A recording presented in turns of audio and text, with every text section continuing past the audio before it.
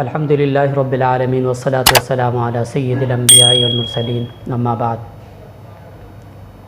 گرامی قدر سامعین، آپ حضرات کے سامنے حدیث جبرائیل بیان ہو رہی تھی کہ جبرائیل علیہ السلام نے صحابہ اکرام کو تعلیم دینے کے لیے نبی علیہ السلام کی مجلس میں تشریف لائے اور نبی علیہ السلام سے سوال کیا کہ اسلام کیا ہے۔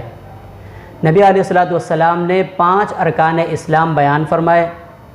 اس میں سے پہلے رکن یعنی اشہد ان لا الہ الا اللہ کا تذکرہ کیا کہ آپ گواہی دے اس بات کی کہ اللہ کے سوا کوئی معبود نہیں ہے۔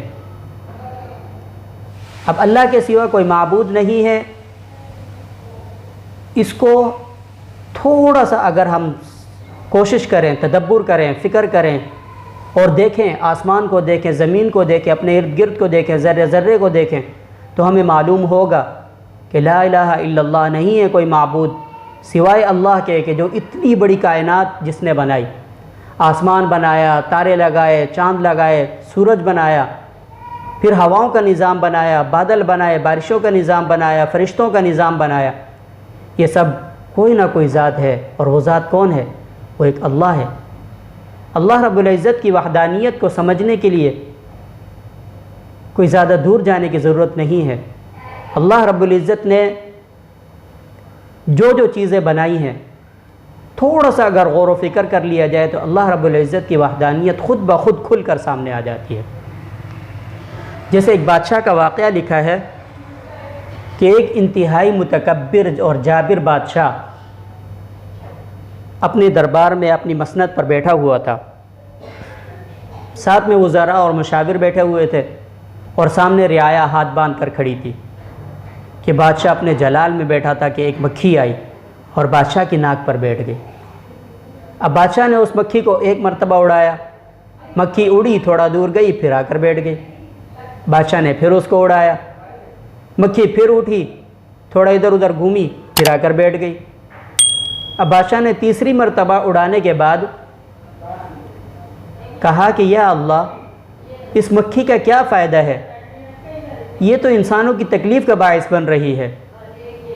تو وہاں ایک بزرگ بیٹھے ہوئے تھے دربار میں، وہ کہنے لگے، اے جابر بادشاہ، اے ظالم بادشاہ، اے متکبر بادشاہ، اس مکھی کا ایک فائدہ تو یہ ہے کہ اللہ رب العزت بتانا چاہتے ہیں کہ اللہ رب العزت نے ایک چھوٹی سی مکھی بنائی اور وہ آپ کی ناک پر بٹھا دی، آپ نے ایک مرتبہ اڑائی، وہ پھر آ کر بیٹھ گئی، آپ نے دوسری مرتبہ اڑائی، وہ پھر آ کر بیٹھ گئی، آپ نے تیسری مرتبہ اڑائی، وہ پھر آ کر بیٹھ گئی۔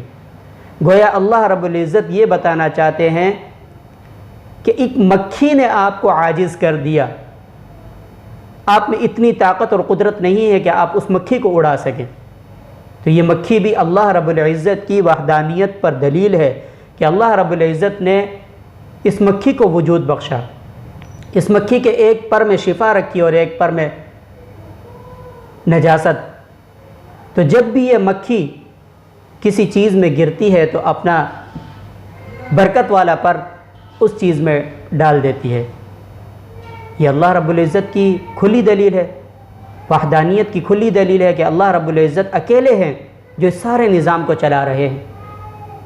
اسی طرح مفتی تقی عثمانی مد ظلہم علی لکھتے ہیں کہ ایک واقعہ ہے، اگر یہ ٹھیک ہے تو بہت اچھی بات ہے، اگر یہ واقعہ ٹھیک نہیں ہے تو پھر بھی اس میں ایک عبرت ہے کہ ایک صاحب ایک دن قضائے حاجت کے لیے گئے، دیکھ رہے ہیں کہ اس میں پخانے کے اندر ان کو سفید سفید چھوٹے چھوٹے کیڑے نکل رہے ہیں جو بعض اوقات پیٹ میں پیدا ہو جاتے ہیں۔ دل میں یہ خیال آیا کہ اللہ رب العزت نے تمام جو مخلوقات بنائی ہے اس کا کوئی نہ کوئی فائدہ تو ہے، لیکن یہ جو نجاست کے ساتھ پیٹ میں پہلے کیڑے پیدا ہوتے ہیں، پھر نجاست کے ساتھ نکلتے ہیں اور پانی کے ساتھ بہہ جاتے ہیں، اس کا کیا فائدہ ہے؟ یہ بات کی، اللہ رب العزت کا کرنا ایسا ہوا کہ اس کی آنکھوں میں کچھ تکلیف ہو گئی۔ اب اس بندے نے ہر جگہ سے علاج کرایا، کوئی فائدہ نہیں ہوا۔ اب پریشان ہوا، ڈھونڈتے ڈھونڈتے ایک ایسے بزرگ کے پاس یہ گیا کہ جو انتہائی ضعیف ہو چکے تھے، حکیم تھے، اور اس سے جا کر اپنی اس تکلیف کے بارے میں عرض کیا کہ میں ہر جگہ علاج کرا چکا ہوں، میری تکلیف ختم نہیں ہوتی۔ اس حکیم نے کہا کہ اس کا اور کوئی علاج نہیں ہے سوائے اس کے کہ پیٹ میں جو سفید سفید چھوٹے چھوٹے کیڑے پیدا ہو جاتے ہیں ان کو سکھا لیا جائے اور ان کو پیس کر آنکھوں میں لگا لیا جائے۔